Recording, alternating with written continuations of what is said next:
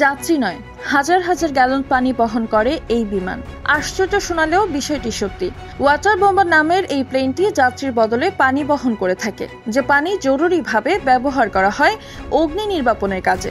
একটি water bomber প্লেনে যে পরিমাণ পানি ভরা হয় তা যদি একসাথে কোনো গাড়ির উপর ফেলে দেওয়া হয়, তবে সে গাড়িটি ভেঙে দুমড়ে মুচড়ে যেতে পারে। কারণ একবারে ৬,০০০ লিটার থেকে ১৫,০০০ লিটার পর্যন্ত এটি ডাম্প করে থাকে। এখানে সবথেকে কঠিন কাজটি হলো এত পরিমাণ পানি ভর্তি করা। এতে পানি ভরার জন্য কোনো নদী কিংবা সাগরের প্রয়োজন পড়ে।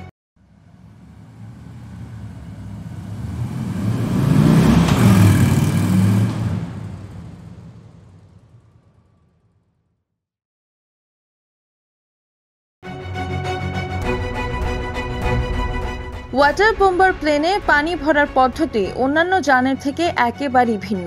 এটি চলন্ত অবস্থায় পানি ভরে ফেলে। এজন্য প্লেনের নিচ দিয়ে দুটি হোল রাখা হয়, যাকে বলা হয় ইনটেক বাল্ব। এর দ্বারা পানি ভর্তি হয়ে থাকে। পানি ভরা হয়ে গেলে পাইলটরা হোল উঠিয়ে নেয়। পরিপূর্ণভাবে পানি ভরা হয়ে গেলে এয়ারক্রাফটটির ওজন ১১,০০০ পাউন্ডের মতো হয়ে যায়। শক্তিশালী ইঞ্জিন সহজেই এই ভার বয়ে নিয়ে উড়ে যেতে পারে।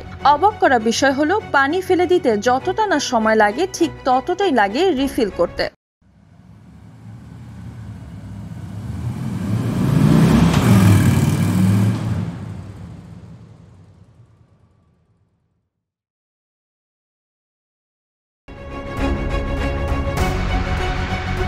ওয়াটার বম্বিং নামের এই প্লেনটিতে মাত্র ১২ সেকেন্ডের মধ্যে ৬,০০০ লিটার পানি ভর্তি হয়ে যায়। এতে দ্রুত টেক অফ হয়ে দুর্ঘটনাযুক্ত স্থানে ডাম্প করা যায়। পানি ভর্তির সময় প্লেনটির গতি ১০০ মাইলের চেয়েও কম থাকে, যদিও এর স্বাভাবিক গতি থাকে ২০০০ মাইলের মধ্যে।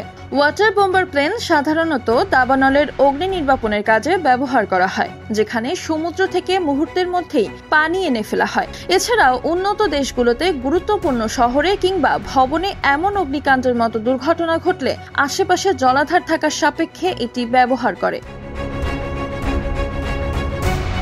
এই প্লেনটি ওয়াটার বোম্বার নামে পরিচিতি পেলেও অনেকের কাছে ফায়ার বোম্বার নামেও পরিচিত। সাধারণত এটি পূর্বে ব্যবহারকৃত সামরিক বা কার্গো বিমানের রূপান্তর। তবে ওয়াটার বোম্বারের জন্য কিছু ডিজাইন করা হয়েছে। বিমান বাহিনী অন্যান্য সিভিল প্রশাসনিকরাও এটি ব্যবহার করে থাকে। অন্যান্য বিমান যেখানে ৮০০ ফুট উচ্চতা থেকে অগ্নি নির্বাপনে অংশ নেয়, সেখানে ওয়াটার বোম্বার প্লেন ১০০ ফুট নিচে পর্যন্ত নামতে পারে। একই সাথে এটি টানা ৬ ঘন্টা অভিযান চালিয়ে যাওয়ার সক্ষমতা রয়েছে।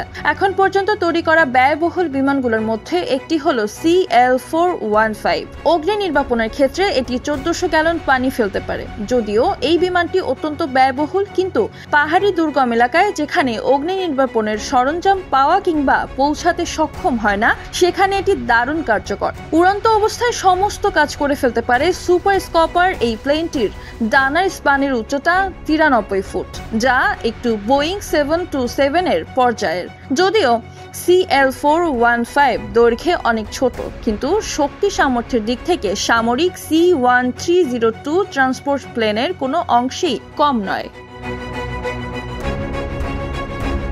মারিয়া মায়া, নবীন নিউজ, ঢাকা।